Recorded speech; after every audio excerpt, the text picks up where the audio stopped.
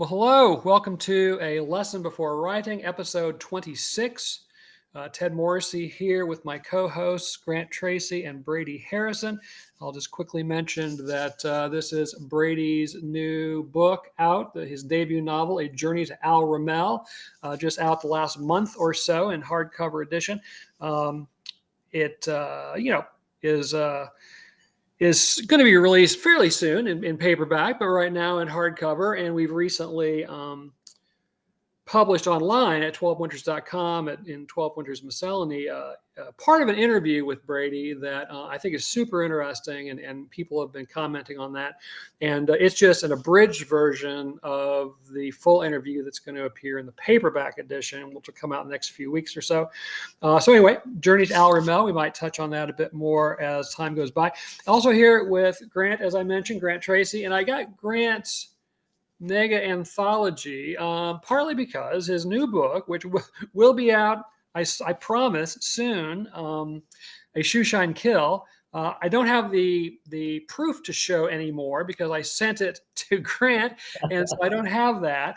But so I wanted to, say, hey, take a look at this. This is 3 of the novels leading up to that, plus a novella and a short story, 5 hard bites. So if you get this and read along, you can kind of be caught up by the time you get a hold of A Shoeshine Kill. Then I'll mention not my most recent book, but my novel, The Artist Spoke, which came out in 2020. And I pulled it off the shelf here because I did get an email just last week from a woman who had read it and really liked it. And she clearly had read it because she talked a lot about what's going on and it in pretty much detail. But she kind of was like, why is no one reading this book? Why is no one talking about this book? It's like, I don't know. I wish they were. But anyway, we might touch on that a little bit because I think another reason I want to pull it off the shelf besides that surprising bit of complimentary material coming my way is that I think it is related in some ways to the short story that we're going to talk about later in the podcast, our featured short story. And I'll try to make that connection hopefully when the time comes. But yeah, here we are. So Grant's book, A Shoeshine Kill, it's going to be out. If you've been following our podcast, you know that we decided a couple months ago to maybe revise some of the way the dialogue is punctuated to make it a little more digestible. I was working on that. Long story short, that didn't go very well. It was taking longer than it needed to, and I screwed some things up. So anyway, I said to Grant, help me out. So he redid the whole manuscript and sent me the manuscript in Word. And so I've been resetting it in InDesign, and we're nearly there. Right? In fact, Grant and I played phone tag last night because I had a couple questions for him, and I called him, and he called me, and we never did quite connect in real time. But anyway, I think it's going to be fantastic. And one of the questions I had to do with it being slightly shorter, this newest version that Grant sent me. I wanted to make sure I wasn't missing something. And Grant, you want to maybe talk for just a bit why the book is now a couple of pages shorter than its original incarnation that I don't want to a couple of months ago? Yeah, I don't want to give away any plot. Right. Yeah. But there's a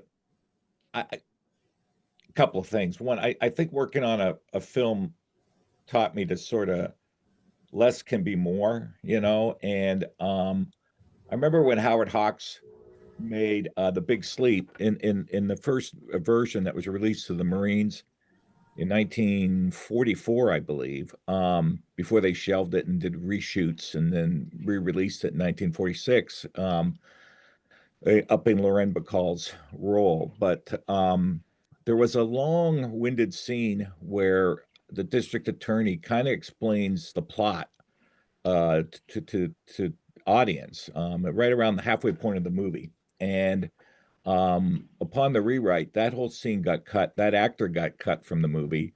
And Hawks decided, well, it's okay to not tie everything up like a Columbo. Of course, he didn't see Columbo then, but we can have loose strings. And one of the joys of noir narratives is the confusion, the uncertainty of plots, and not always being able to figure everything out.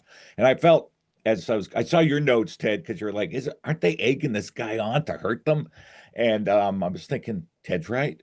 So I took a 5-page scene where everything's getting summarized and the guy's explaining his motivations while he's pontificating about this and that, the bad guy I'm talking about. And I thought, you know what, less is more. The audience will fill in the gaps, and we find out the answer in another scene later on. And so this is not necessary. He doesn't need to, while he's got the gun in his hand, espouse all his views about certain things. I don't want to go into too much detail, but so I pulled a Hawks move and a classic noir move, and I just said, get rid of this. I don't need it. And I think it's a much better scene. I think it's more subtle and nuanced, and I think it works better, and it gets to the action more quickly. So I'm very happy about cutting 2 pages in print from a scene that I think at the time I liked it a lot, but after I saw your notes in the hard copy, I was like, I'm gonna take that note. Let's do something with that. So that's how that came to be.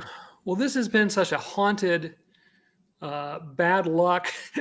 We were trying to get this book out for months, and like I said, I made a couple of mistakes that slowed the process down.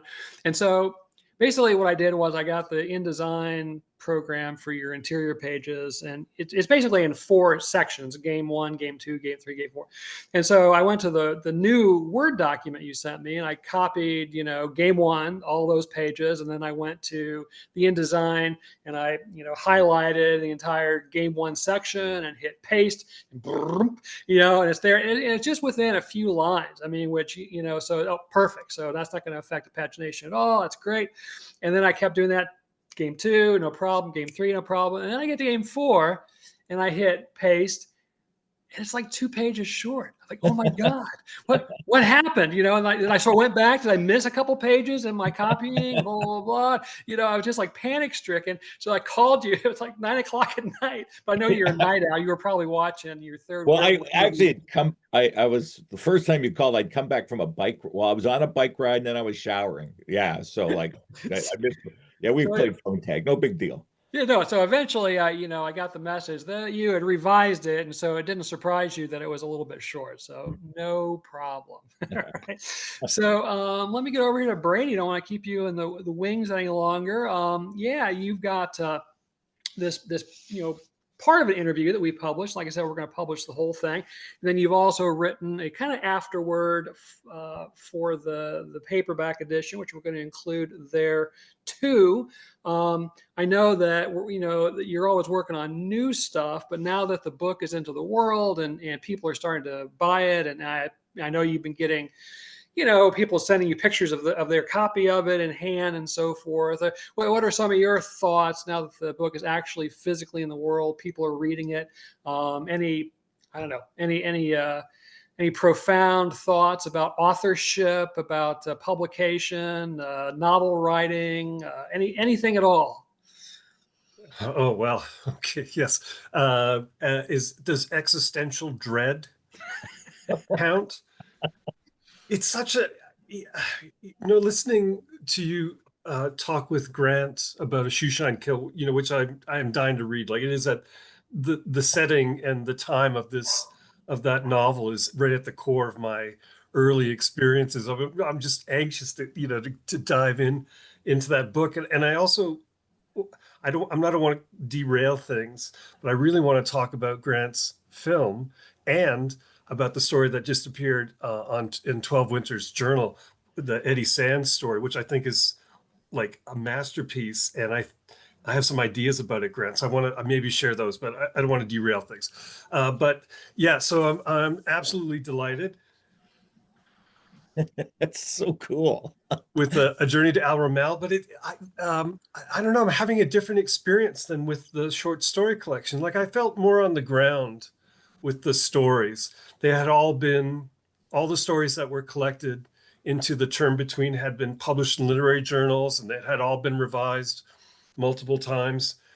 But this novel, it's been a thing in process for so long, and then it's in the world, and it has an uncertain reception, and yeah. So yeah, I'm just kind of hanging on by fingertips with this one to see how it all goes. So it's on the one hand, I'm delighted, thrilled that it's out. I can no longer tell if it's any good. Like, I lost that perspective years ago. But also at the same time, yeah, how's it doing? Is it going to have a good life? So yeah, those are things. I have nothing profound to say, but those are my anxieties. Yeah, yeah. Well, we spend so much time, especially if we haven't published a lot of stuff yet. And I'm thinking of myself back when I wrote my first novel, Men of Winter. That yeah, it's so we don't know what it's going to feel like to have a book in the world. How people are going to respond to it, and it took so long. It took. I eventually I went through like 2 agents, and it took me forever to find them. And so then, neither one of them were able to place it. So I eventually found a small press that by wait another couple of years for it to come. Anyway, long process. And that's one of the things I talk to my students about, that it's not one of these deals where you write a book and then like 6 months later it's out in the world, unless you self-publish it, which is why so many people I think do. But I don't think a lot of people realize how long the process can be, especially if you're trying to go a more traditional route, trying to find an agent, trying to find a publisher, and then all of the processes that you have to go through with the publisher. I feel terrible for taking so long to get your guys' books out. And then I've got this book on William Gass, which I have contributors to, which I meant to get out in his centennial year of 2024. And it's now, going to be a couple of years, and I still haven't gotten to it. And every once in a while I get an email from one of the contributors like, oh, what's going on with the book? And it's just taken way longer than what I thought it was. But people just don't realize how long it can take. And that really impacts, I think, in some ways, the writing process. And what I mean by that is, and Grant had brought up talking a little bit about point of view and about, historical correctness or accuracy. I'll go back to The Artist Spoke, which again came out in 2020, but I started writing it years and years before that. And I meant for it to be set in kind of the near future. At the time, the Black Mirror series on Netflix was super popular. And those are all kind of near future. The technology is slightly more advanced than what we have now, but yet it seems pretty much like our world. And that was kind of what I was aiming for. But again, it took me so long to write that the near future became the present and it became the past. And so I had to end up revising a bunch of it, because what I imagined the future to be clearly was not it, because we had surpassed that. And for example, just one minor point, I tried to incorporate a lot of like social media stuff into it to make it even more relevant. And, I had references to Snapchat, references to this and to that. And I did decide eventually, okay, I want to take a lot of that out, because I think it's going to date it very quickly. And so the one thing I left in there was Twitter. So everyone has a Twitter account. They get a lot of information in the novel that they act upon via Twitter and hashtags. And son of a gun, because I thought Twitter that's going to be a thing. That's going to be around for a long time. People are going to have Twitter. They're going to know about Twitter.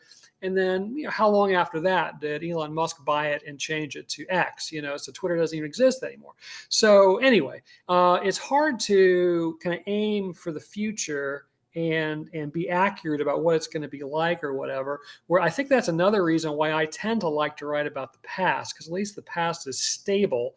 And I have to do some research, but at least I know that, stuff happened in this time period. And so I can count on that always having happened in that time period, and so on. And both of us tend to write, all three of us, I should say, tend to write in the past. Do you think about maybe one of the reasons we're attracted to that is the stability of the past?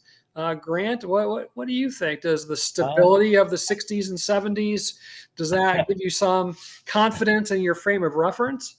Well, yes and no. I guess for me, the stability of the past, I'm not sure I totally agree with, because we keep rereading the past, and I don't want to get too fancy for audiences out there with the word hegemony, but I think about things that we just, like, we thought margarine was better than butter. Jesus Christ, give me a break, And Language.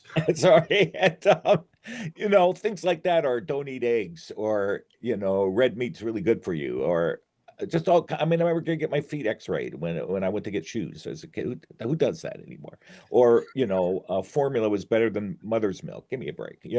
So like I've mentioned this story before, I think, on the show, but when I was a kid in the 60s and 70s, Louis Riel was seen as an enemy of Canada. He was seen as a traitor. The crown was justified in executing him, blah, blah, blah, blah, blah. And then years later, my wife and I traveled to Winnipeg, wonderful city. If I were to retire in Canada, it would either be Winnipeg or Montreal. But we went to Winnipeg, and I went to the museum they have there, which is kind of a social justice museum. And there's statues to Louis Riel in Winnipeg and what he did for the Métis. And now he's seen as a resistance fighter. He's seen as a social justice warrior. And Canadian kids are learning new things in schools about Louis Riel. He's no longer an enemy of the state. He was ahead of his time. So that's the one thing I like the past because of those shifting perspectives, and I like going back into the past. And this is what I've been talking about in these podcasts. Like, there's things you have to be careful, because you don't want to be anachronistic or have a real quick story. And one of my early Hayden Fuller stories, I had Hayden reflecting on some male behavior and saying to a woman character, I want to apologize for my gender. My buddy Mitch read the thing, and he's like, Grant, nobody in the 1960s said, I want to apologize for my gender. And I'm like, okay, you're right. I said, dude, I got that from you. We were riding bikes. There were these women outside this bar. These creeps were giving them a hard time, and you shouted to them, hey, the cop shop's just this way. You shut the fuck up. And so the guys quit harassing these women. And later, as we rode by these women, you said, I want to apologize for my gender. He goes, yeah, that's 2024, pal. We don't talk that way in the 60s. And so but as a writer, what I love is I want to get some of those sensibilities, like the way ideas of gender have changed, and I want to be less rigid in my, like, I grew up in a pretty patriarchal family, and a lot of gender normality was sort of inculcated in me as a kid. So I kind of want to push back against that, but I want to push back in a way that's authentic to the time period I'm writing about, even though I want to work in so there's always a double consciousness, kind of like being Black in America. There's this double consciousness you have to the Black community, and then to sort of this idea of integration and the large, Du Bois talked about that. And I feel when I'm writing about the past, I'm constantly in that double consciousness of trying to be true to what's then, but also being aware of what's now, if that makes sense. So yeah. I love writing about the past, because you're right, it's a little more fixed, but I still think it's open to change, like my Louis Riel example. Sorry. No, I agree with that. I guess I was thinking more like the technology, and when historical things happen, we can pin down the exact date of this battle or that invention or something. Yeah. Again, I would just say one other thing too, Ted. Sure. I think for a lot of crime writers, they love, the Golden Age writers. We don't have all that DNA stuff. I mean, it's so that nowadays, you got phones and whereas you said something in the 60s, the guys are running to find a phone booth, like to make a phone call. Like, it's different. And, finding clues is different. Now we can do all this stuff with, blood and with forensics. I mean, it's incredible. And so there's a lot of writers that prefer the Agatha Christie time period, 20s and 30s. That's very popular to write about, or the hard-boiled time of the 40s and 50s, because we don't have all that, high technology stuff that we have now. Right. Yeah, Brady, your thoughts on the stability or lack thereof of the past, and your attraction to writing about past time period? Oh, well, I certainly share Grant's perspective that everything is contested about the past, and the reinterpretation, and Riel is a great example. There's not to, because I'm always misunderstanding, but nonetheless ceaselessly talking about quantum stuff. It could be that the past is not quite as stable anyway as we think. Yeah, and I because I don't certainly at least in A Journey to Al Ramel, and the next novel I'm going to work on will have some of the same features, because I'm not a realist or a strictly realist writer. The diegesis of the worlds conjured here are not historical worlds. They're all kinds of crazy, incredible things are happening, and so there is a historical background, and it's fun to draw on. And this book has things to do with colonial history, and the history of adventurers and explorers. People are already there. If you just ask them, they tell you what was there. So I like playing around with that. But I really like Grant's the notion of a double consciousness. I think that permeates my thinking. I'm interested in the past, bring some elements forward into the fiction, but also our contemporary way of understanding and seeing the world has to permeate what we're talking about. So I'm rambling. No, that's fine. Yeah, I've been kind of sitting here thinking, as you guys know, I've been I've kind of moved beyond it, but most of the year I have been working on these sonnets to Mary Shelley, kind of a biography of Mary Shelley written via sonnets. And I've been teaching. I read Frankenstein for the first time, I think in 1983 or 1984 or something. I was taking a class at Iowa. I read it for, but I've been teaching it and been studying Mary Shelley all these years. But yet, taking a deeper dive into her biography to write these sonnets, even though they're not academic, I mean, they're obviously creative writing. But I wasn't aware of just how contemporary she meant for that novel to be. Obviously, we know that the science, the time period, and people were zapping corpses with galvanic batteries and making them lurch on tables and public lectures, which she went to as a kid. So we know about all that. But there were a lot of philosophical debates in the press, in the media at the time, that she and her circle were reading and that she was commenting on through her novel, which has been completely lost to nearly everybody in history. We don't read the novel. We aren't privy to all of the contemporary debates that she was directly speaking to in her book. I mean, just for example, the French Revolution was still a pretty recent event when she was writing, and so there was still. England was super concerned that what had happened in France was going to happen in England, and so that was a major debate going on. And she comments on that. Again, it's so through sleight of hand and so indirect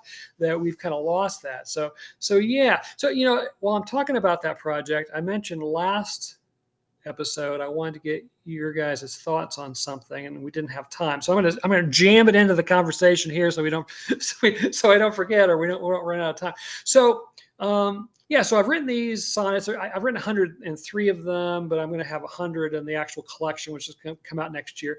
And there's a lot of, like I said, obscure references. References to people and to events and political theories that, are not common knowledge for folks today. And so I have written this glossary to go along with the 100 sonnets I want to publish, which give some information about the different people and places that are mentioned, et cetera. And I've tried to be very limited in my glosses to things that people might want or need to know directly related to the sonnets. But at the same time, I hate to clutter up the sonnets with this glossary, because what I don't want to have happen, I don't want some readers to be reading a sonnet and then stopping and looking up in the glossary 2 or 3 references and then going back to the next, because I've had a fair amount of success getting these sonnets published or accepted for publication without providing any sort of gloss. Not in the cover letter, not anywhere. It's just, here are some sonnets, that's my Mary Shelley sequence, or in some cover letters, I did say it was from this biography of Mary Shelley I was working on, but no gloss about anything that's happening in the sonnets. And editors seem to be responding to them. So my question is, I'm kind of teetering on this fence. Do I publish the sonnets without any glossary? Or do I include a glossary and just maybe in a preface or something discourage people from looking at it until maybe after they've read the sonnets? The other thought I've had is provide like a QR code in the book and have the glossary published online. Because the other thing I don't want to do, if people feel like they need to look stuff up, is to have them constantly go to Wikipedia or whatever. So anyway, what are your thoughts on that? Glossary, no glossary, glossary online? Clearly, I'm overthinking it. So, Ray, let me come back to you. Do you have any thoughts on if putting a gloss? And before you answer, I think part of my thing is I hate over-glossed, like Norton critical editions. I've had several cases over the years where I've read a book without any sort of gloss and loved it, and then I've ended up getting like the Norton version or one of these critical versions, and it's just footnoted to death to the point where I think it takes a lot of the mystery and a lot of the energy out of the narrative. So I'm afraid I'm doing a Norton footnoting to death thing if I include a glossary at the end. So back to you, Brady. Oh, well, so we three are cursed, perhaps, because speaking of double minds, we have two professions, in effect. We're on the one hand, we are scholars. On the other, we like writing stories and sonnets. And so, yeah, I share all of, Ted, all of your reservations. What's worse than flipping to the back of the book to read some note that is just pleasing, obscure information to the editor and of no use in any real profound or connected way to the reader's experience? And yeah, so I dislike just as much the over annotated ones. And I think, like, Joyce didn't give us any notes on Ulysses or Finnegan's Wake. He just said, "Here, this is what I do." And so and I'm just one person, and so I'm gonna so don't listen to me. But yeah, no glossary. Yeah, put the thing into the world and let folks make of it what they will. And if they want to track down, I mean, you could do the QR thing. You can be scholar and writer at the same time. But yeah, I wouldn't include it. And for example, and I'll pass it over to Grant. But when you're reading Chaucer, you might need that note. We don't know what the word is anymore. But in Shakespeare, do we really need all those the parallel text on the side of the page? Maybe we don't need a lot of that. Like, if we just thought harder, it might be fine. So I'm inclined to leave it out, but that's just me. So I'll stop talking, pass it over to Grant. All right, Grant. Boy, I don't know. The historian in me likes the notes, but I can read without looking at the gloss, and just like it's not there. And then if I get intrigued by something, then I'll look. Like, I remember reading an edition of Sun Also Rises, and I learned some pretty cool things, like what's the guy's name? Cone, like he was based on a real guy, and I found that fascinating. Similarly with F. Scott Fitzgerald's Gatsby, I discovered there was some German American guy that threw big parties that was an influence for the character of Gatsby. That like a guy named like Ehrlich or something, and I thought that's cool. Or Applejack is or whatever, is a drink that Bogart really liked, and it was really popular in the 20s, and it's not as known now, but it was popular back then. And I'm like, oh, cool. Errol Flynn liked it too. Interesting. And this street light here in Sun Also Rises, they didn't come to Paris or whatever till 19 whatever. Like, as a historian, that's interesting to me.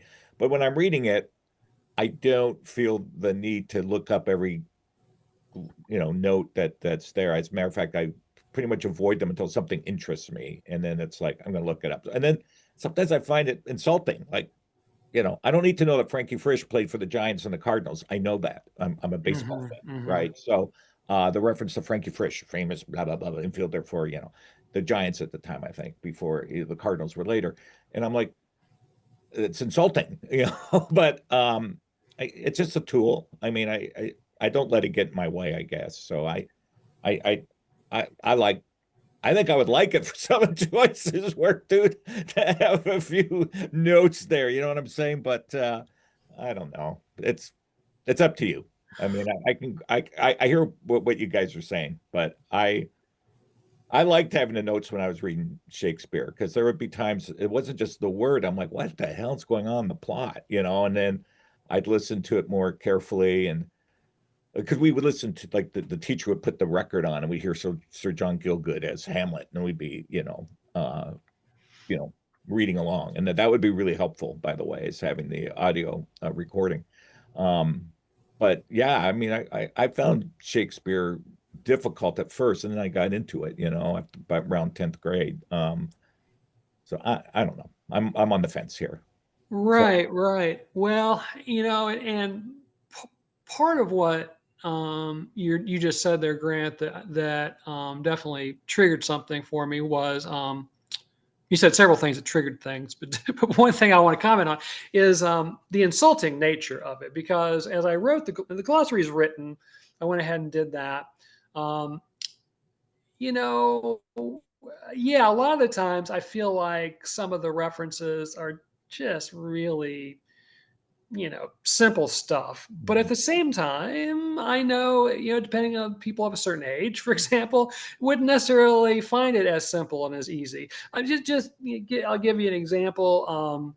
When Quentin Tarantino's Once Upon a Time in Hollywood came out, which is kind of based on the Manson murders or whatever, I'm a big Tarantino fan, so I went to the movie, and one of the people that was in our group, really, really bright young person, PhD, the whole schmear, and really enjoyed the movie. But then when we were talking afterward, had no knowledge whatsoever of the Manson murders, what they were, what really happened as far as this person was concerned.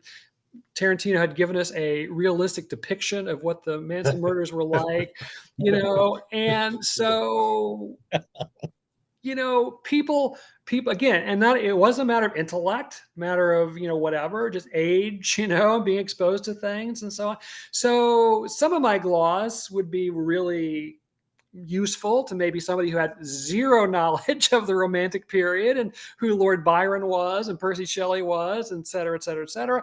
But on the other hand, if we were reading it, I presume you'd look at like a lot of the gloss and like, what the hell? 3/4 of this stuff I could have written this before I even read the damn collection, So yeah, trying to aim for an audience is really problematic. When you write academic stuff, as we all do, you have a kind of academic audience. So like when I'm writing my Beowulf stuff, I know the only people reading that are going to be other people who have an unhealthy interest in medieval literature and specifically Beowulf. And so they're going to know X, they're going to know Y, and I'm not going to have to explain this or explain that. But this kind of thing, it's more kind of general purpose. So yeah, it's tricky. My mentor, if life were as it should be, my life mentor. I'm sorry. Are we going to have a gas reference during? I have a gas reference. I got it it's in my contract. What? So in Willie Masters' Lonesome Wife, his really experimental novella that came out in 1968, he has footnotes. But the footnotes are specifically designed to be annoying because you go down to the bottom of the page and they start taking you off a different direction. And at one point, he'll say something like, "Why are you bothering to read these? These have nothing to do with the story." That kind of thing. So he plays with this idea of footnotes being completely extraneous and even distracting to a narrative text or whatever. So, well, maybe I should listen to the master. Yep. Yeah, so it's even more complicated because some of the paratextual materials, say in The Wasteland, it seems to me is part or particle of the poem itself. Eliot's notes, I don't think can be excluded. from our understanding that they are part actually of the poem. And then Nabokov's Pale Fire, the notes. And I'm reading these days in preparation for my American Monuments class, Infinite Jest. And so the paratextual material, is part of the narrative itself. It's so, I mean, there's a whole different ways to think about it. Right. Right. Yeah. Yeah, well, I don't want to spend any more time on it than we have probably, but you've given me a lot to think about. You've been no help whatsoever, by the way, but you've complicated the decision for me. Well, I really appreciate that, but So we're here for you, Ted. yeah, We got your back, baby. right, Yeah. right. You don't have to worry about us. Well, let's kick it over to both Brady and I got a sneak preview of Grant's his first real movie that he's not the graduate school 8mm stuff that he toyed around with a couple decades ago, but we got a look at the movie, and we both were super impressed. I didn't include in my comments via our text thread what I was particularly impressed with because I didn't want to spoil anything because Brady hadn't quite seen it yet, but Grant, you want to, for our viewers and listeners who may not know quite what we're talking about, you want to give us a little bit of a synopsis, snapshot kind of thing of what we're talking about, and then we'll get some of Brady's comments here. Well, I was trying to do a B movie gangster film that's literary, and it started off as a play. It won one act contest at a Marshalltown Community Theater, and then they decided not to make a full production of it. And so I revised it extensively, and then it was showcased for a stage reading at Cedar Falls Community Theater, like September of 24. And the actors that were in that went on the journey with me, and 3 of the 4 actors that were in that showcase were in the film. So they got to live with the play for a long time, and then it's like converted to a movie.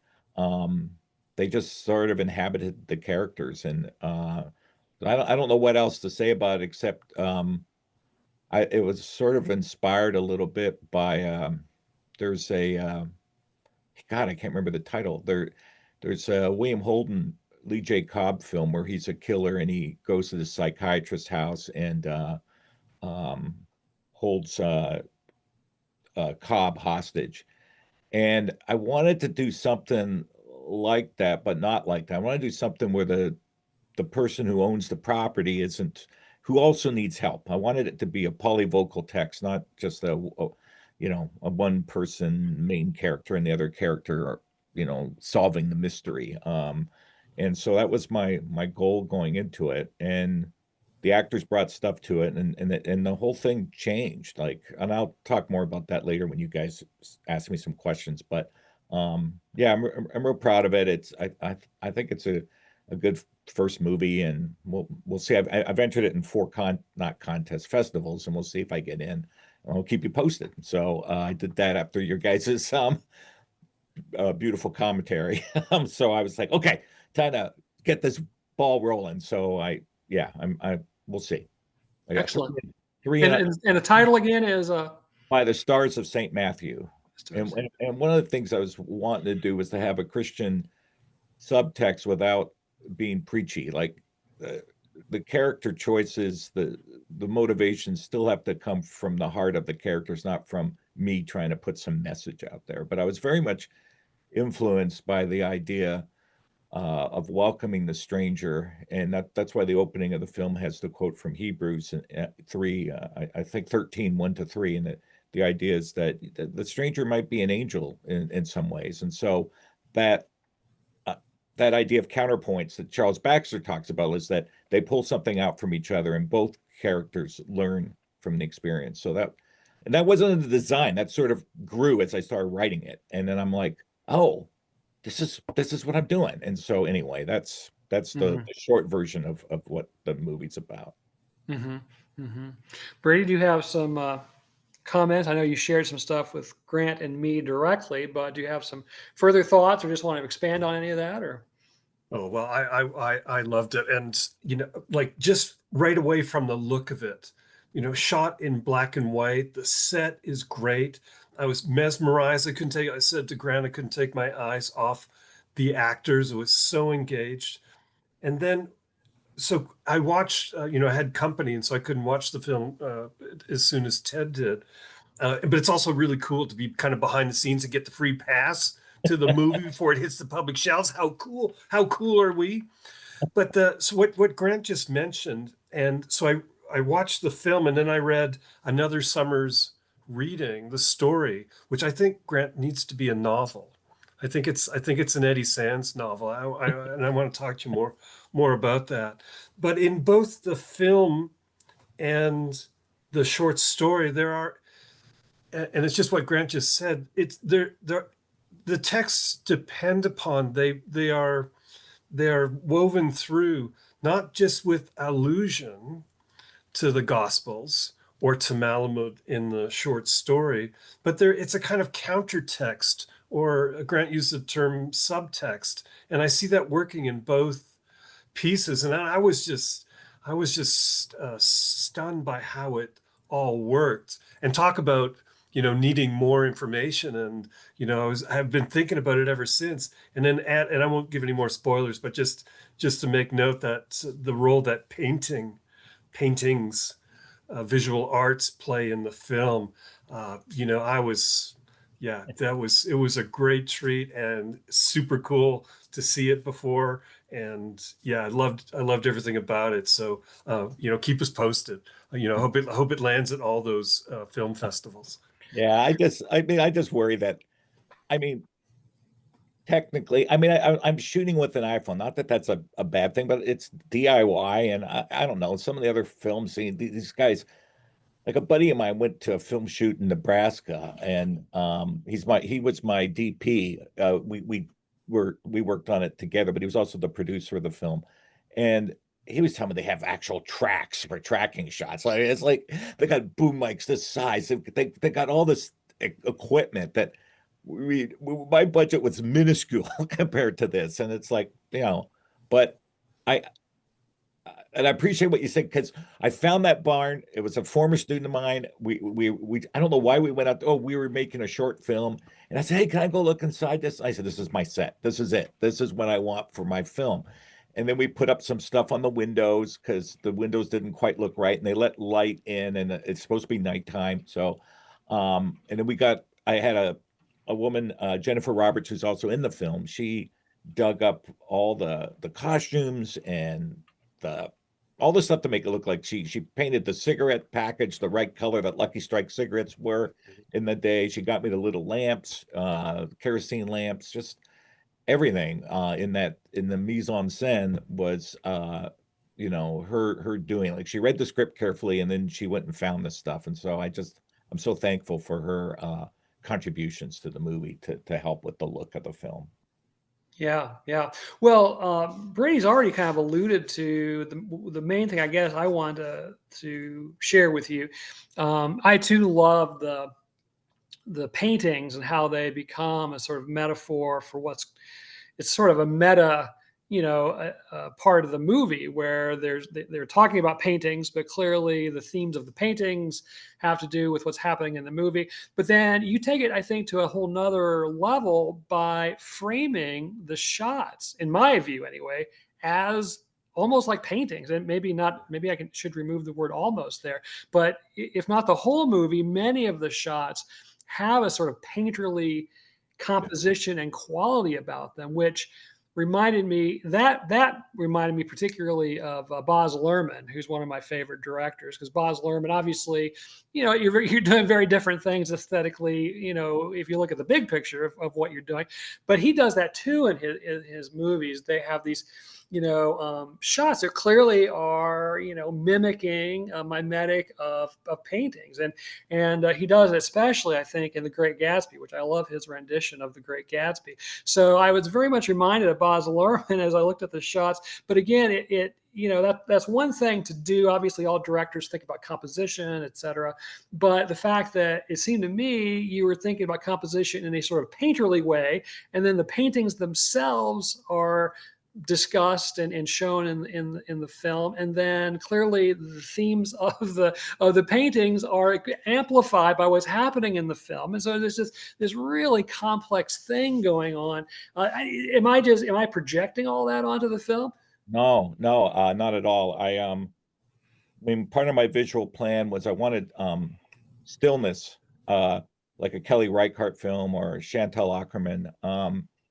And I was thinking about Renoir, who's one of my favorite directors, and his father was a painter, and so I wanted sort of tableaus at times, like paintings, and a trick I use in the film that I I stole from Renoir is to have like an anti-establishing shot. So I start with like a close-up of the gangster, and then we move out and see what's going on. Or so like that's the beginning of Grand Illusion, where we just see a record spinning and we hear this song,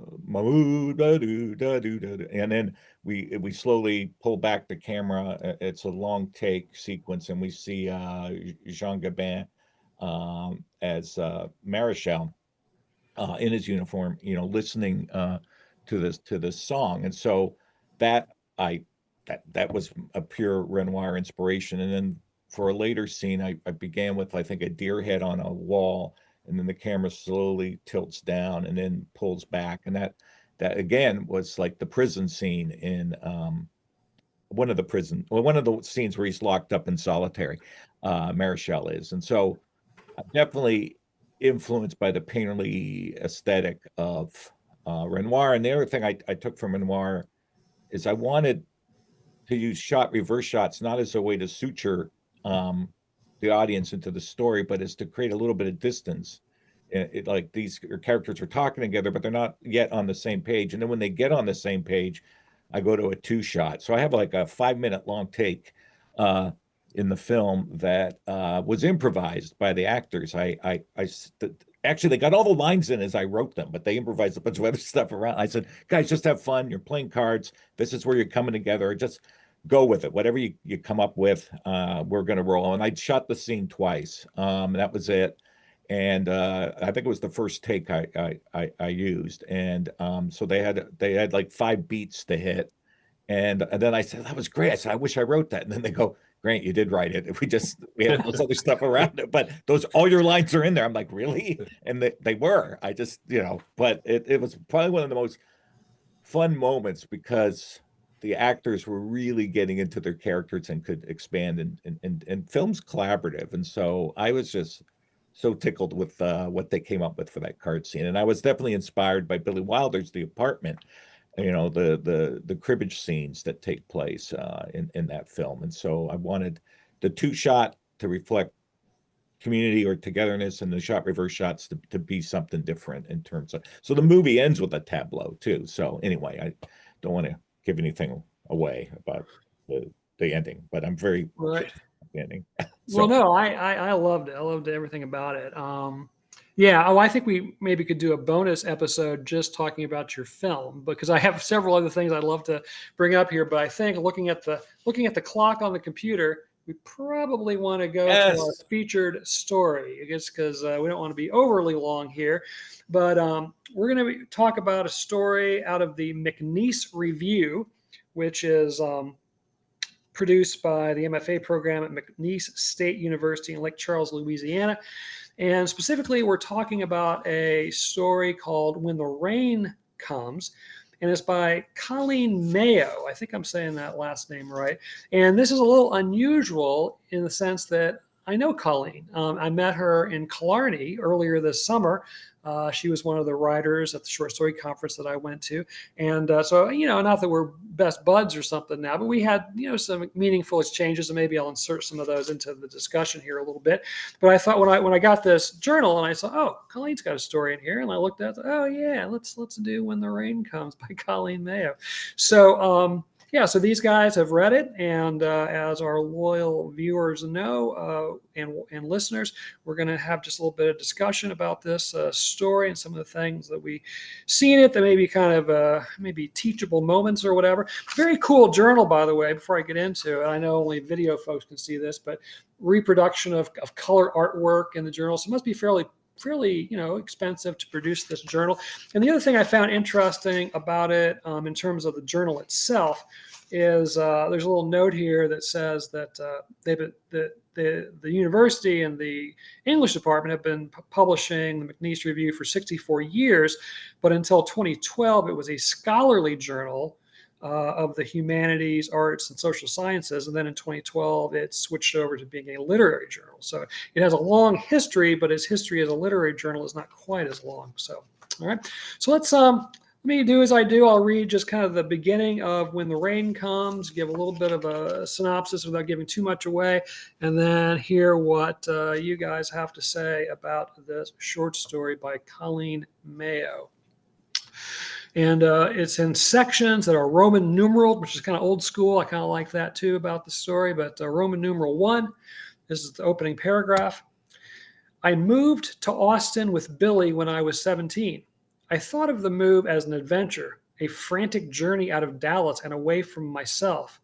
I took tally of my genetics, the hands of fate, the crummy patterns I'd let myself slip into, and speculated that everyone may be unknowably bound to the dull cruelties we've been given. No deep mystery or core self to be uncovered in any of that. I still don't think you can ever discern your true self, let alone the makings of another person. Perhaps what's more measurable is the effect people who come into our lives have on us, the people you never see coming, the ones who swerve into us amidst their own adventures and collateral collision end up harming us or, as happened to me, writing us onto better paths.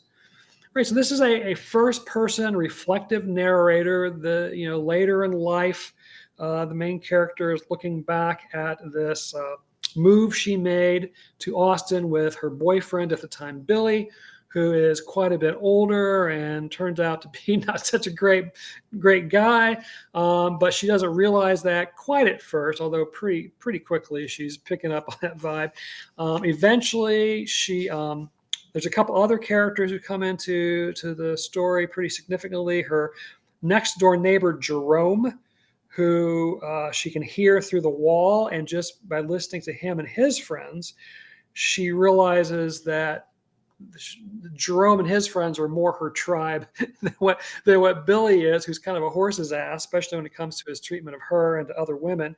And then she also eventually meets the woman. Abigail. I'm sorry? Abigail. Abigail. Yeah, Abigail meets, or rather, Abigail is a woman she meets who's a waitress at this pizzeria that Billy works at. And she and Abigail have a connection right away that she's never really had with Billy. And so anyway, it's a very tight story in terms of time frame, in terms of the number of characters, but it's very expansive, I think, philosophically. It's a very smart story, I think. And even that opening paragraph, I think you can hear that the narrator is really getting into psychology and maturation and how fate comes into play in terms of who we meet and how they impact us. And so there's a lot of really interesting philosophical stuff at work in the story as well. So I'll just kind of stop there. And Grant, since you already kind of helped me out with the character name, what were some of your thoughts on When the Rain Comes? Yeah, I really love the narrative point of view. You were talking about a tight story. It is, but it allows for, because it's reflective, to have these moments where it feels like a flash forward, because we sort of get in this one particular point in time. And so there's a moment where the narrator says something about going to college eventually when she's 19.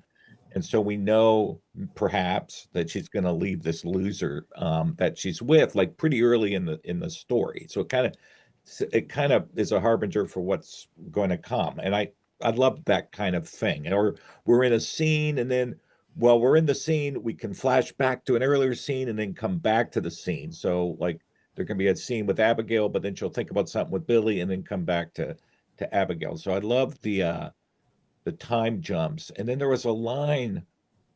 I don't have the story in front of me, but it's really near the end of the story that just got me. It was so great. It was something about being lonely or not being lonely anymore. And it was like near the end of the story, and I put an asterisk next to it, and I just forgot to put it here in front of me because I was running at the last minute to get online for the podcast.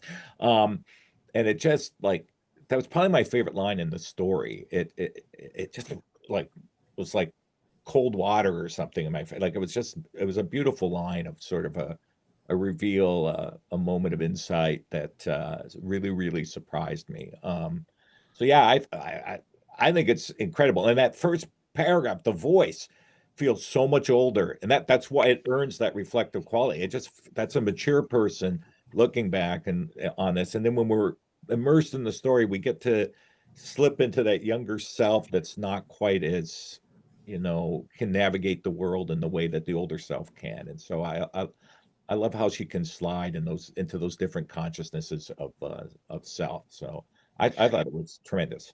Yeah, she's talking to Abigail, the waitress who she has a connection with, Yeah. and Abigail laughed. She laughed, and then the narrator says, "This is when I learned I didn't want to be lonely," you know. Yeah. And yeah, I underlined that too because I thought, and I could relate to that. I mean, I was married for 26 years in a not great marriage, and then I was divorced for a couple of years until I found started finding people that I could connect with, kind of romantically. And I remember having that realization one day. I was at the grocery store and I texted this person, and I thought, I'm not lonely anymore. I didn't even realize I'd been lonely for the last 20 years. Yeah. And now that I'm not lonely anymore, I realize how lonely I was all that time. When I read that line, it just brought all that back. So yeah, that was terrific. Brady, thoughts on the story? Yeah, well, no, I just you put me on my heels, Ted. I guess I never quite knew some of those details from your life. So, yeah. Um, okay, the story. I agree everything that Grant said, and what a great, as Grant said, what a great first paragraph, and what a killer last paragraph. I mean, beautifully bookended. Yeah, the lines that Ted read.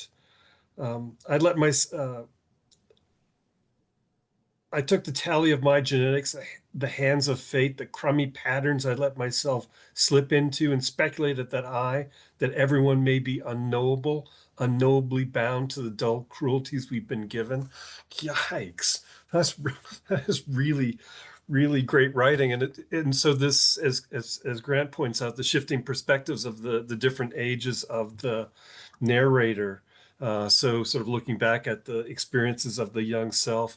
Yeah, such a great story, very compact, as you both say, and somehow nothing seems forced, even though it's a very brisk, very tightly controlled story. Everything seems staged just about perfectly. The encounter with Abigail at the end, the sort of commentary, the reactions along the way to different phases of the relationship with Billy. Yeah, this is very expert writing. And then I'll just close these remarks by saying, I love Austin, Texas, and when was in grad school, a buddy or two and I would, drive down from Champaign-Urbana all the way to Austin to get some food and to see some live music and buy some cowboy boots on shop on Congress. So yeah, this story worked for me in just about every way. Well, I was just in Austin like a month ago, because we have family down there, so we were visiting family in Austin. From a sort of teaching standpoint, one of the things I really wanted to make sure that I mentioned here, and I've already read it, but again, in that first paragraph, Colleen writes, the people you never see coming, the ones who swerve into us amidst their own adventures and collateral collision, end up harming us, or, and this is in dashes, as happened to me, writing us onto better paths. So from the very beginning, we know this is going to be a optimistic, not a tragic kind of story. And again, that sort of is in contrast to what I think a lot of writers, especially maybe newer writers, feel like it has to be open-ended and like like readers, have to be left in the dark. Otherwise, they're not going to know for them to get to the end. So I think a less experienced writer than Colleen wouldn't have included that in the opening paragraph. And so then the idea would be, well, she's in this disastrous relationship with Billy. She's moved away from home. Is this going to end as tragically as it seems like it certainly could end, or not? And she tells us right from the beginning, it's not going to end that way. But yet we still want to keep reading. It reminds me, these are a couple of classical examples here, but I taught the Homer's Odyssey for 20 some years, and in the first few lines of the Odyssey, Homer tells us pretty much the whole story. That tells us that Odysseus is going to get home and that he's going to survive this, all this stuff. But yet we still read the next 15,000 lines to figure out how it all happened, and there's other great stuff happening. The other example I would give is Joyce's Finnegan's Wake, 650 pages, and he tells us on the first page what the whole damn book is. And he tells us again and again and again. It's a very simple story, but yet he manages to keep us, in thrall for some people for 650 pages, even though he's repeating the same story again and again and again. Because it's not, the draw isn't like what's going to happen. The draw is, how is it going to unfold? What are we going to learn along the way as readers? So again, as a sort of teachable point here, not that we always want to do this, but there certainly is no harm in giving away quite a bit of the plot, even in the opening paragraph. Grant, you're kind of nodding there. Is that something absolutely. I couldn't agree more. I think about Malamud, who's one of my favorite writers, as you guys know, probably my favorite literary writer. And that idea of sitting around a fire and telling a story as opposed to showing a story. And I think a lot of young writers wouldn't have dared to try an opening paragraph like that, because that takes some maturity as a writer and some deep thinking about human experience, and that's something that comes with age. I think I don't want to overgeneralize, but it does sound like a character looking back on, when she was a lot younger than she is when she's reflecting on the story. So there's a way of totally agree. It sets the stage for the story to go in a certain direction, and it's a confession. It's a powerful choice, but I think a lot of young writers would start with action and not with sort of compression, summary, reflection, which I think is a wonderful way to write a story. So kudos to her. It's just a great opening. And when Brady was reading those lines again for the time, I was like, holy cow! I mean, that's a big brain at work there. Those are some pretty complex thoughts, and it really earns my trust in the narrator. Right. Brady, what are some of your reflections on any of that? Well, just in listening to the conversation, I mean, think how much this story contrasts with some of the stories that we've read and discussed on the podcast. The body horror stories. This is a story that takes pleasure, shall we say, that is affirmative of the body and of the connections between people. There's no monsters being coughed up, as we have seen in sort of the horror and alarming stories that we've read. And so, yeah, there's in the course of our long-term conversations, and so Ted mentioned we're on episode 972. We've read a lot of stories, a lot of different sorts of stories, and this one seems to me to be rather well chosen. So thanks to Ted, as a kind of rejoinder to a lot of the conversation that we've been having. And so to go to Grant's point, for folks who, for writer folks listening to this, not everything has to be catastrophic and horrifying and about the truly awful state of the world, but rather, and there's stuff in here. Billy's not a good guy. He's a bad guy, but there's also affirmation of just a kind of basic humanness and the ability to connect and not to be totally isolated and broken. So yeah, over the course of our many conversations, the story is a lovely addition to the kind of palette of emotion and thought that you can achieve in a story, and this one's expertly done. Yeah, yeah. Well, the other thing that's a little bit different about this story compared to some of the ones that we've done in our 972 episodes is she's got a mom who's really, really good. She's got a really terrific mom. And so this is not a story of someone who's kind of unmoored and a little bit lost in the beginning of it because of, horrific parenting or whatever, and sometimes that's the case. I mean, we've read some stories where clearly the parents are either disengaged or they're, just real mean and kind of emotionally, if not physically, traumatizing and so forth. And obviously that's a pretty common feature for a lot of writers to write about. But in this case, the mom is really quite compassionate and quite good. And so that's not the what's going on here. This is not a escape from mom from that whole situation or whatever.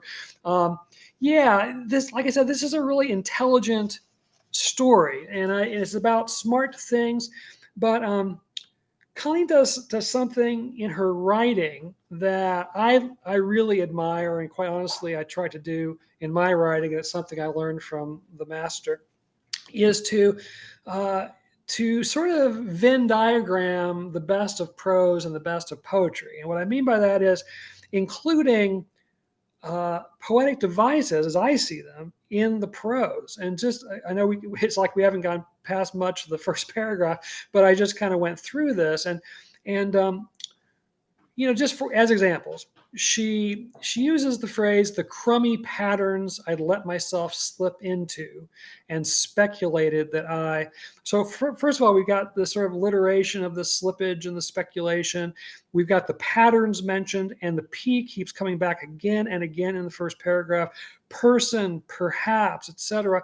But then that crummy, that's an interesting word choice in that very, it's the second sentence of the paragraph. But then the sentence that ends the paragraph is that wonderful phrase, collateral collision. And so we've got the crummy in the beginning, the collateral collision at the end. We've got end up harming us, or as happened to me, writing us onto better paths. And that P comes back in the very final word. Now, I don't know if that was completely deliberate on Colleen's part. I think some writers, when they've been writing long enough, a lot of times that stuff just happens naturally. But like I said, I had some, interaction, some dialogue with Colleen and Clarney, which also is alliterative, I'll point out.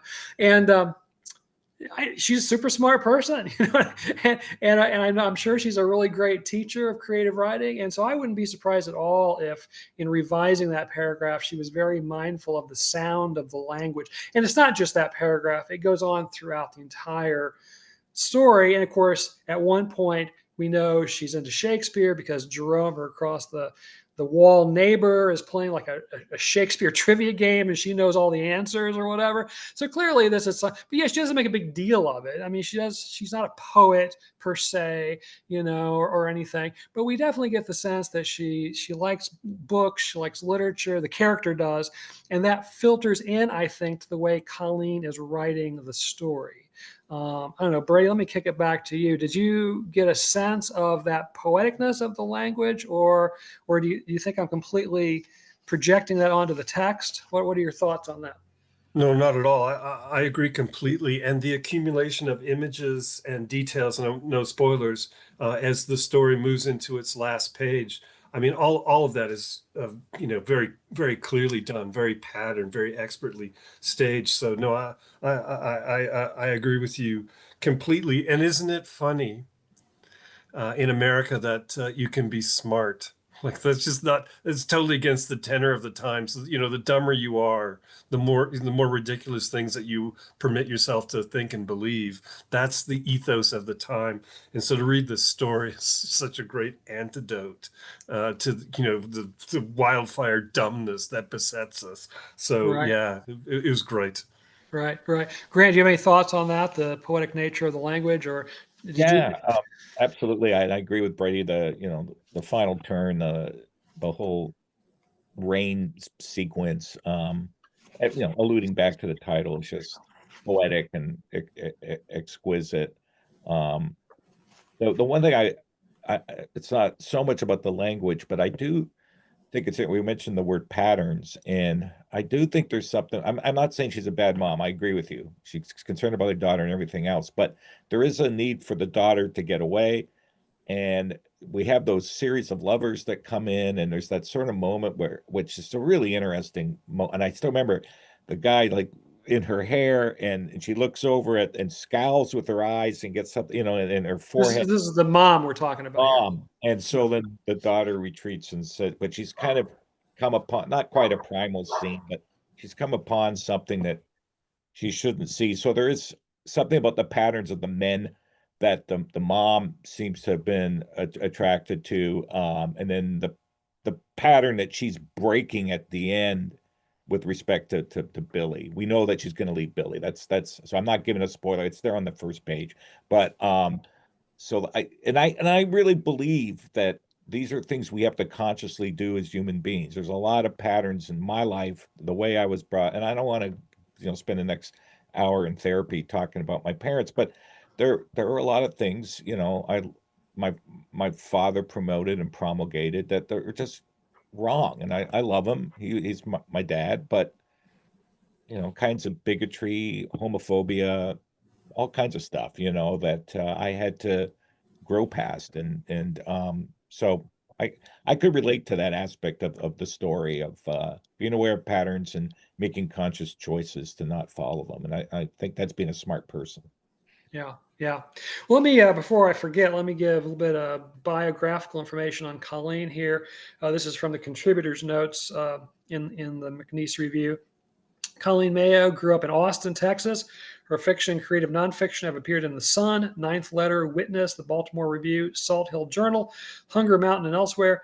Colleen holds an MFA from Florida State University and a PhD from the University of North Texas. She is an associate professor and Murphy Fellow in English at Hendrix College, which is in Arkansas, I know. And actually, she doesn't have a website as far as I can tell online, but she's quite a bit of information online. She's, as it says there, she's published quite a bit, so you can find several contributors' notes, kind of track her through her graduate school days, into her professional career and things she's published over time. Again, I met her at the 17th International Conference on the Short Story in English in Killarney. She was there with her colleague Ty Yeager, who also teaches at Hendrix, and they had brought a dozen undergrads with them. And I actually talk about it quite a bit in bonus episode 5, which I did based on my experience at the conference. But very briefly, these 12 students, they brought them to Ireland for this project, and part of it, they were in Dublin, and they did part of the Ulysses walk. So they studied about James Joyce and Ulysses, and they walked around Dublin. But then also each of the students wrote a sort of flash piece, which they called a walking story, which was either creative writing or in some cases it was creative nonfiction. And then they read these stories in the creative panels. There were 2 different ones. And so then after the readings, where there's always the Q&A, so that's when I got a chance to talk to Colleen and Ty and their students, because I went to both panels. I was so impressed by them. And I thought that was a really cool project. And it reminded me, Grant, of a thing you had said, I think it was maybe episode 782 or so, about you and Jeremy Schreibenberger, a colleague of yours, another 12 Winters author, had, where you talked about it's almost like a genre to write a story where like people are walking through a neighborhood or a city street at night in particular and sort of recording their observations. Now, these were not specifically nighttime stories that these students wrote, but I was reminded of that. So I don't know, do you want to expand again on that? Do you see a connection between what these students did and that kind of story that you and Jeremy had talked about? Yeah, except the ones that Jeremy and I are thinking was more on the gothic mode of, what kind of horrors are going on in all these. Nobody knows. Yeah, that old cliche from when I was a kid, you never know what's going on behind closed doors, And so when you're walking the streets, you sometimes see warmth in these homes, but you can hear voices or are those people yelling at each other? What kind of relationship do they have? Like, what's going on here? And my mind tends to go more to the dark. And so I can remember this when I was living in Champaign Urbana, on the the Urbana side, with a little house that my wife and I and kids were in, and walking the dog, or late at night, and just imagining things, and there were like water heaters out in front lawns, and engine parts and things like that, and so that just added to the vibe. So yeah, I definitely can see that, and maybe we can talk about that on our goth show, our horror show. The idea of place and horror. So anyway. Right. Brady, you have any thoughts on the walking narrative? No. Well, it's kind of a microcosmic journey story, which, that's obviously a type of story, and obviously a journey to Al Ramel definitely plays on that. I mean, your novel is sort of a super long walking story. Yes. Anything that involves walking. Yeah, no, and I loved, the Grant's take on the Gothic. I mean, what's more horrifying than what we don't know? Yeah. And because we know some things about what goes on behind closed doors, which can be horrifying, or it's just mysterious, and aren't people, in the privacy of their own homes, aren't they quite a bit different? So no, it all sounds very fun, and yeah, I'll stop there. I have some kind of concluding remarks I've been cogitating about as we've been working through.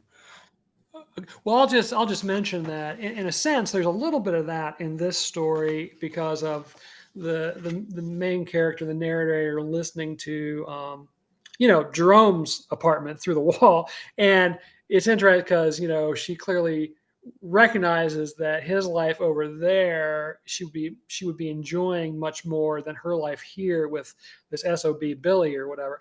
The other thing I wanted to bring up, I know we got to kind of wrap this up, but given Colleen's bio, having grown up in Austin, and given what the particulars of the story are, I've got to believe that there's quite a few autobiographical elements in this story, which is fine.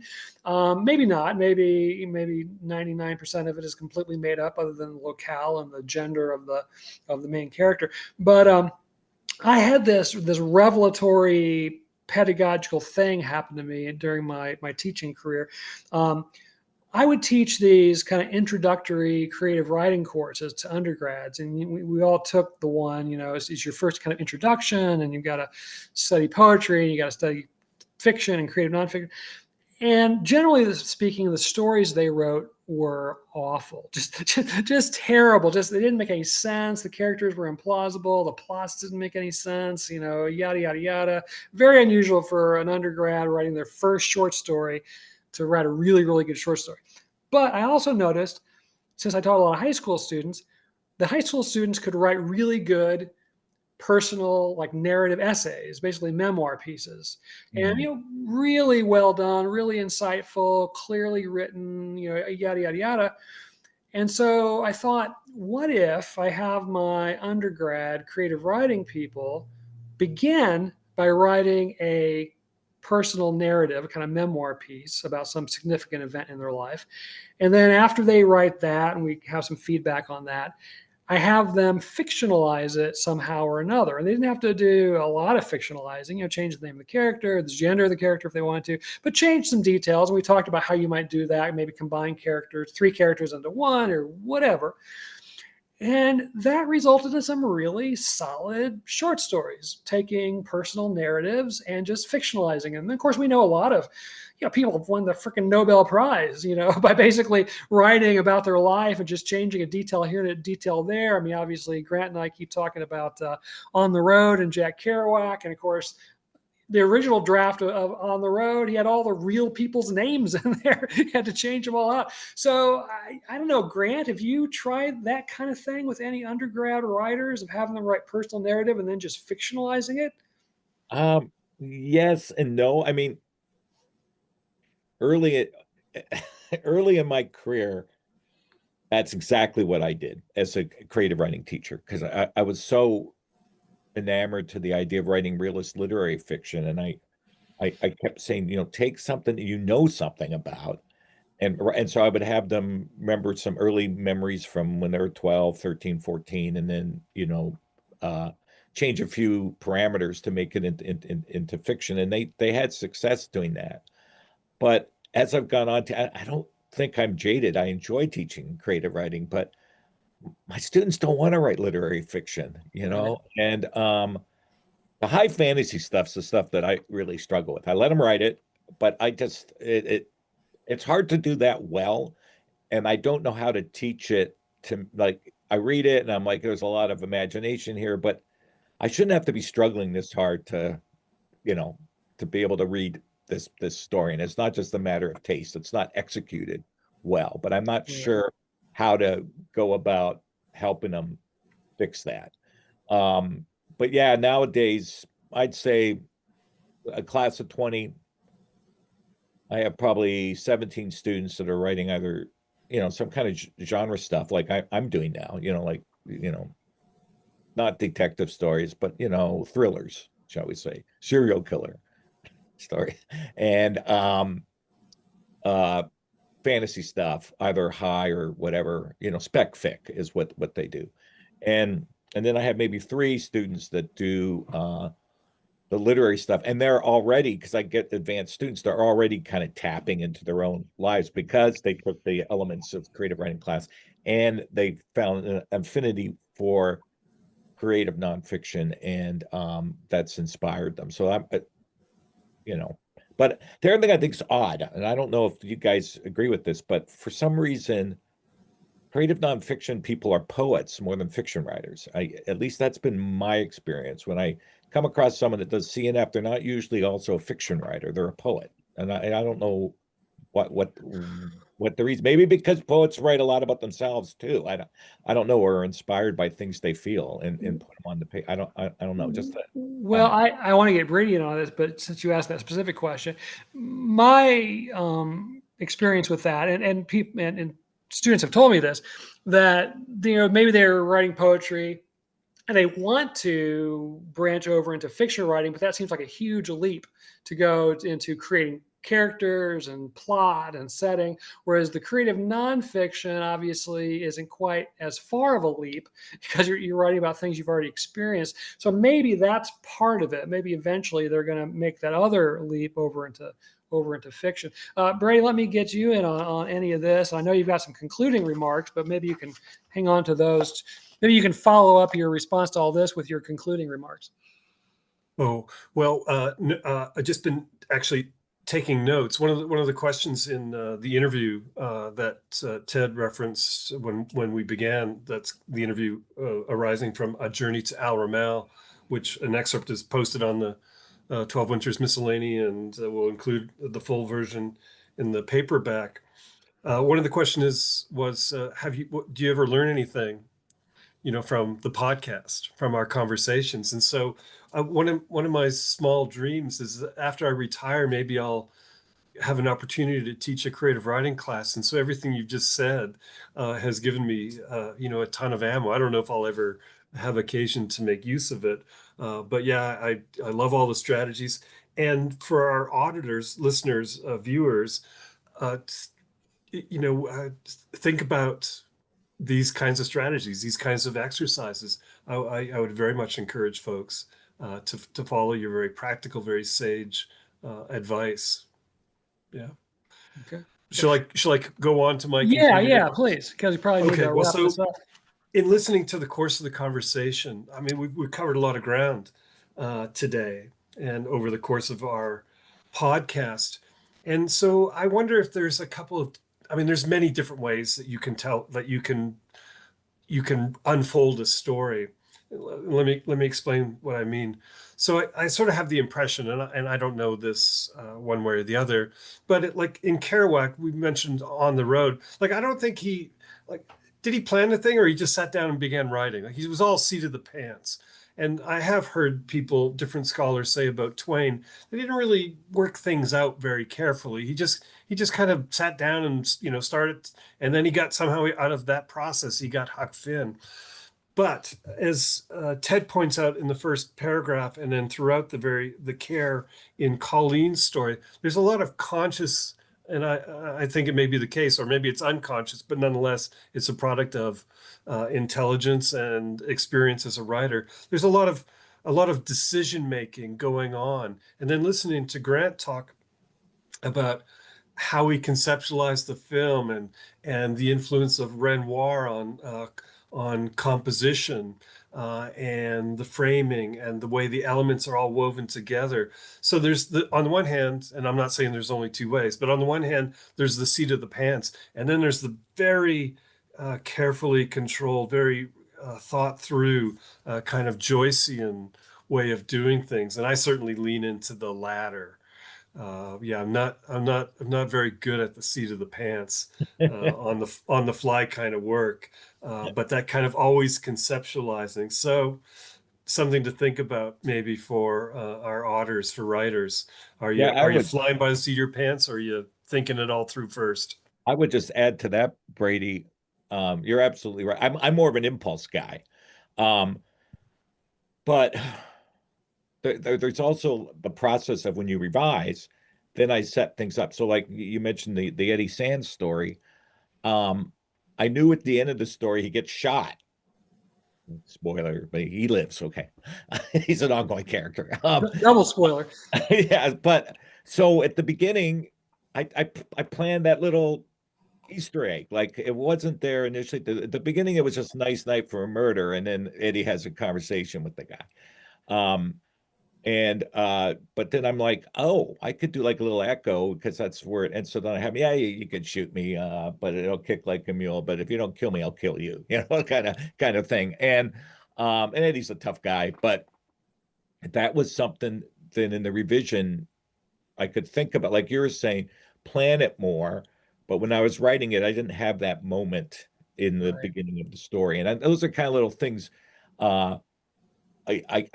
I do a lot as I revise. Okay, how do I earn this? What can I set up to make this work? So I think of myself more as a plantser, a seat of my pants writer with some planning. Obviously, because I write mysteries. I have to have a vague idea as to who the killer is. A lot of times I do know, but in one of my novels, I actually changed my mind on that. Then that's in Neon Kiss. It became I didn't know it was going to, well, I don't want to say, you got to read the book. But anyway, No spoilers. No spoilers, but yeah. So like, I'm a plantser. Like I definitely plan a few things, and then I let the action take me and character choices take me where it goes. And I just want to say one other thing in the film. When I wrote the character of Kip, I had in mind a much tougher person. And so the kiss scene was very violent, the way we're like full of eroticism and repression and I want it to be dangerous. And then as I'm making the movie and Alex Toft is bringing a whole different thing to this character, and I'm like, I really like this. It's like me if I were a gangster. He's inhabiting like what Grant would be like if he was like talking about art, theology. So it changed. I mean, I went with the impulse. I mean, this is what Alex is bringing. Okay, so the kiss scene in the movie is really gentle, and it's because the characters became more gentle. They were different characters than I thought of in my head, but I followed the impulse of what the actors were bringing. I didn't force what I thought I wanted. I went with what I felt was organic to the process, and so that's the same choices I make as a writer. Sometimes I tried to find a character too early, and I'm like, no, let's wait, let's see what happens, and I just keep allowing myself to be open to the process. So I trust in the impulse of the moment, I guess. All right. Well, we've gone a little over our normal going over time, so I'm going to go ahead and hit stop record. But thanks, guys. Before you do, Dark Past. That was the William Holden movie. I was trying to remember the title too. 65 years old. Dark Past. Check it out. All right, final word there. Yeah. All right, thanks, guys, and thanks, viewers and listeners. And we will be back together, hopefully, in about a month or so to talk about more literary stuff.